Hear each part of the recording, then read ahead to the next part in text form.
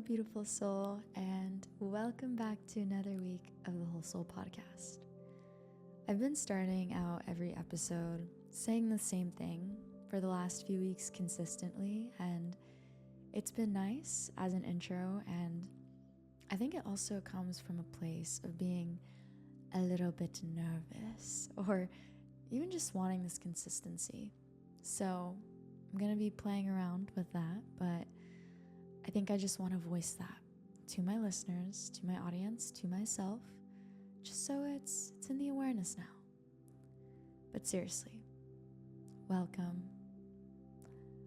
My intention in creating episodes every week is to just create a space that you can melt into, that you can lean into and relax, drop your shoulders, take a deep breath. Why don't we take a deep breath in together? In through the nose and out through the mouth.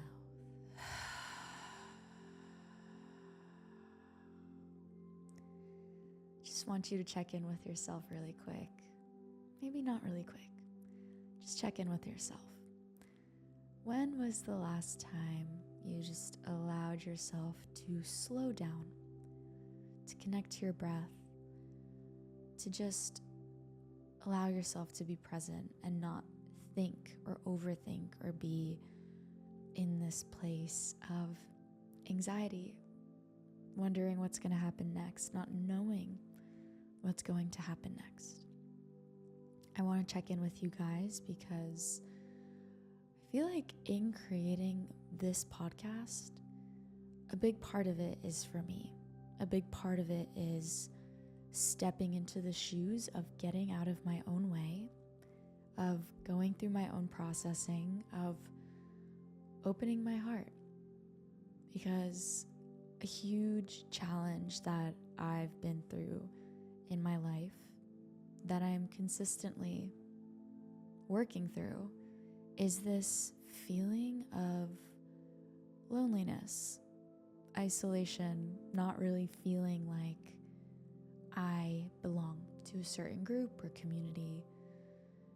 And that's been a challenge because throughout my life, I never really had a group throughout my childhood, throughout my teenage years, even in college, where I felt safe or understood or like I can just be vulnerable, heard, and unravel. So it was difficult to find spaces like that. And because that's a problem that I've struggled with in my own life, it just felt right to create the Whole Soul podcast. Because I know that if I'm experiencing certain things, then I am most definitely not the only person going through it. And the more I've been leaning into knowing myself deeper, self-discovering, really recognizing my traits and qualities and accepting them rather than rejecting them, it's really an empowering feeling. So, for context, to give an example, I've always been a highly sensitive, empathic being. It's just a part of my nature. Things hit me really hard emotionally. If I see someone getting hurt, it really impacts me. If I see love being shared, it really impacts me. And I'm not saying this from like a victim place. It's just a quality that I've noticed within myself when I reflect on myself now and just how my life has evolved since I can remember.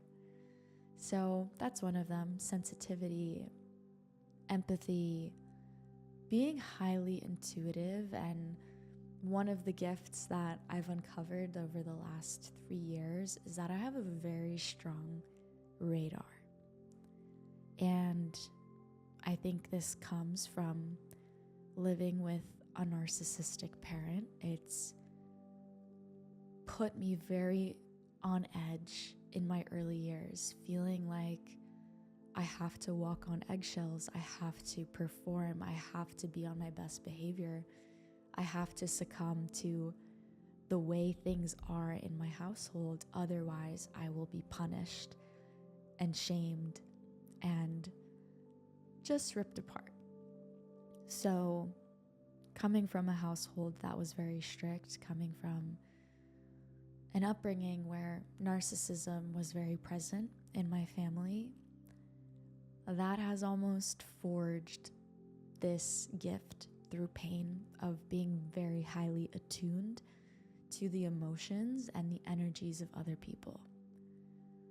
And as I've grown, this has come as a hindrance in many ways because I would let people's energies and emotions really impact me, and I wouldn't know how to set up boundaries or protect myself. Because a really big superpower when you are highly empathic, intuitive, highly sensitive, energetic being is knowing that you don't have to take on the energy of other people around you, and you can remain centered and grounded in your energy. So that's something that I've been learning through challenges, through feeling like people are overstepping my boundaries because there are none. I've been learning to slowly deepen into a sense of grounding within myself and not allowing other people's energies to impact me very deeply. I feel like I went off a little bit on a tangent here. So back to knowing thyself and giving yourself the space to understand your needs, your desires, and yourself better, you're able to better attune to the world and to the things that you prioritize and value in this life, which is such a beautiful thing. So I hope that this gives you maybe a seed of inspiration to check in with yourself more throughout the day. Allow yourself to just connect to your breath. Because a lot of times we walk around through life, we go about our day carrying so much weight. And just tuning into your breath for a moment helps let go and release so much.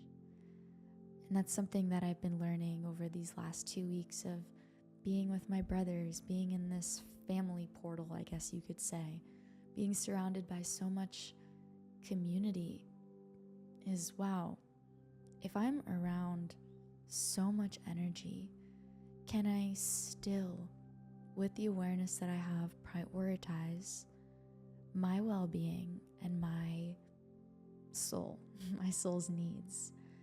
Because if you can't stay grounded in your own energy, if you don't know your needs because you've never given yourself the space to know them or understand them, it kind of leaves you like this floating leaf in the wind. And I share this from experiencing what it's like to be that leaf, to be so impacted by everybody and lose my center and not even stick to any boundaries because there were none. I knew not how to do that stuff. It's interesting because now we're about 9 minutes into this podcast and I had an intention of what it was going to be about, but we're so deep into this, and I guess what was meant to come through came through me. And I think a big theme of this episode was wholeness and knowing yourself deeper, giving yourself the space to just arrive where you are, connect to your breath, your body, put your hand on your heart, maybe on your womb space as well. Because we live in such a fast-paced world, and I know we talk about this a lot on this podcast where there's so much stimulation, overstimulation, and we lose ourselves in our minds. We go crazy. We get stuck in anxiety, worrying about the future, over planning because we're guided by fear. But what happens when you settle into your body? It can feel actually not like a priority to do this. It could feel like a waste of time to connect to your body, to connect to embodied presence, because your mind might be telling you that it's not worth it. It's not worth your time. You're not getting much done. It's not productive. But it's actually by tuning into your body where you just have a greater sense of presence, of clarity, of your inner voice coming through you. Because if you're constantly doing, you are blocking yourself from receiving the light of the Creator. You are blocking your channel from receiving light. So only when you connect to presence, to your body, when you open your heart, you open your channel, you can receive light. You can receive downloads from God, Creator, universe, of whatever you are needing to receive in each and every single moment. And just having more conviction and certainty in that, and knowing that you are always guided, you are always held and protected by God, allows you to surrender deeper. For a long time in my life, I didn't have a connection with God.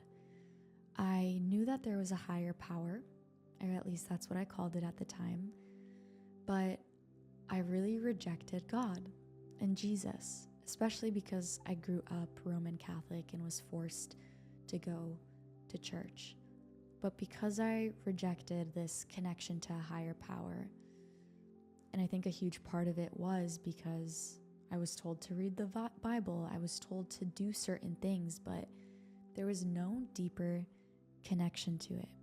But as time went on, as I started getting older, I realized that there was this void within me. I started feeling anxious, very socially anxious, very depressed, very lonely. It felt like there was a void in my life. There's so much that has happened in the in-between, and I would be so happy to dive deeper into my evolution and how my relationship with God has developed over time and where I am now.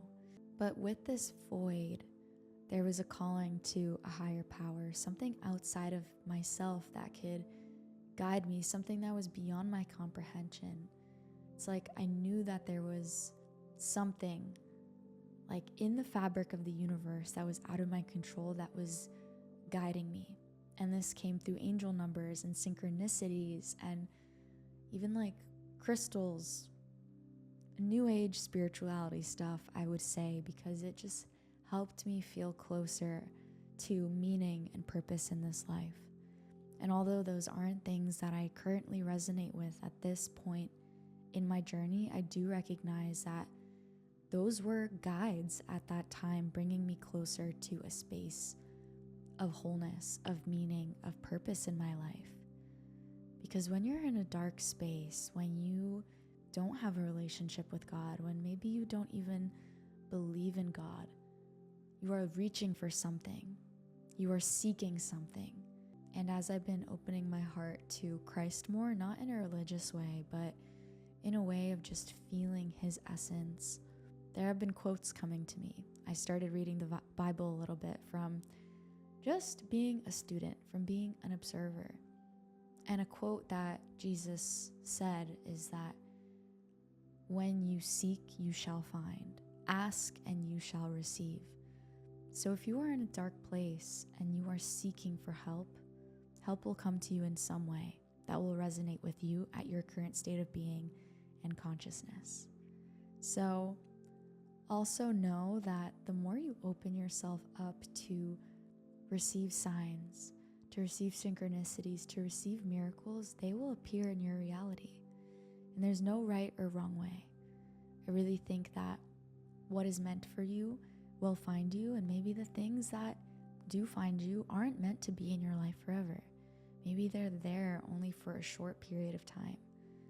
But I guess what I'm saying in this conversation is that God is seeking to have a relationship with you always, especially when you are in a dark period of your life.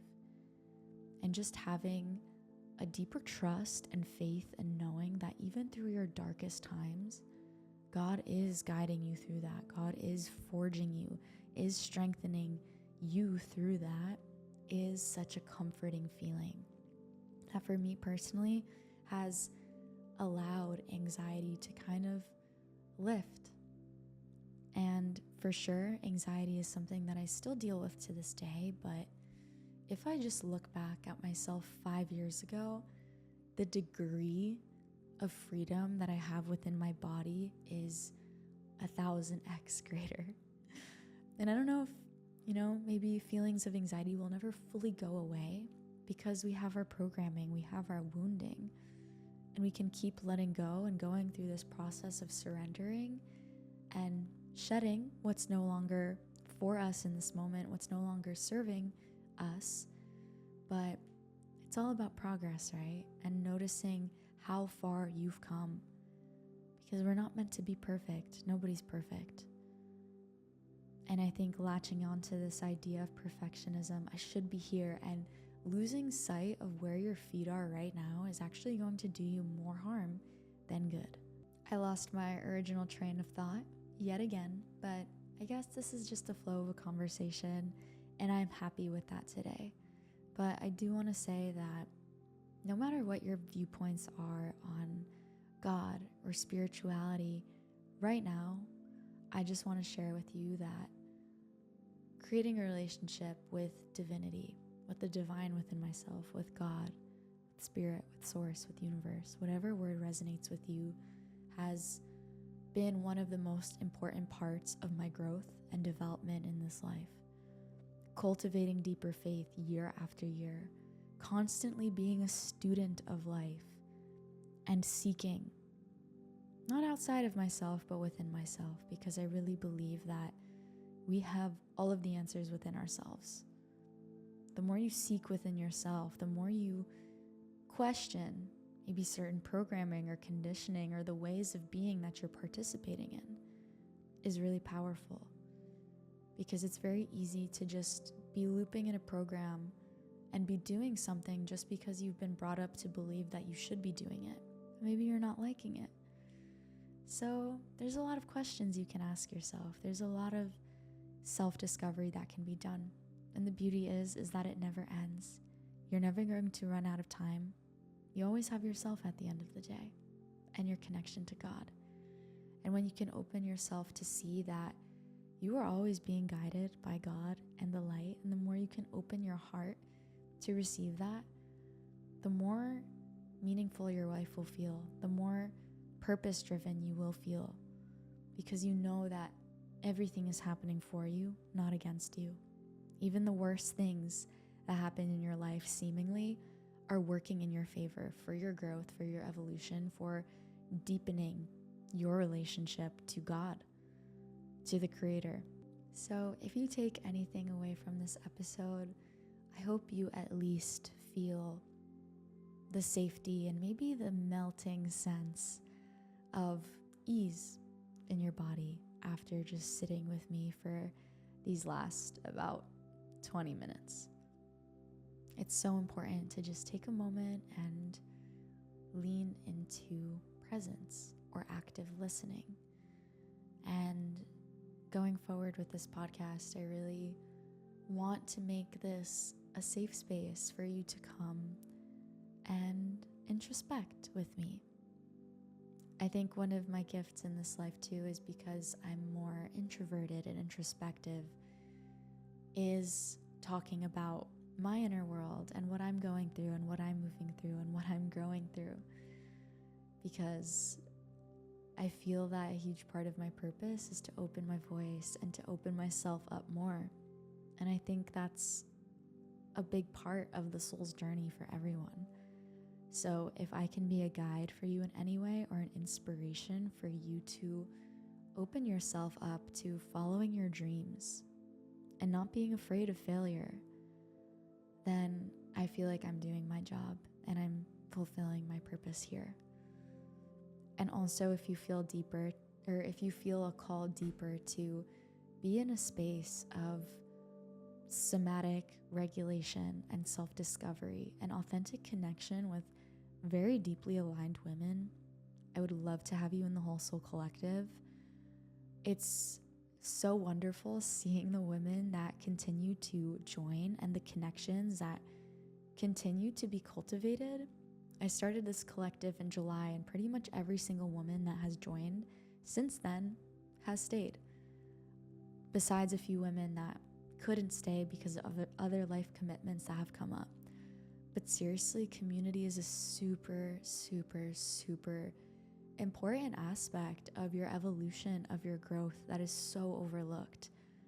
And I'm really seeing the potency and the power of it in the Whole Soul Collective. So if you feel the call to join, the link to join is in the description of this video. I'd love you to have, or I'd love for you to be a part of it. And I'm excited to see where it's going to go as time goes on, as I grow, as this community grows, as the women inside of it grow. And also, one last thing, I am hosting a retreat with one of my best friends, Ray, in August of 2026. It's called Return to Softness, and it's essentially just going to be a space for us to hang out in the redwoods of California. We already booked the place.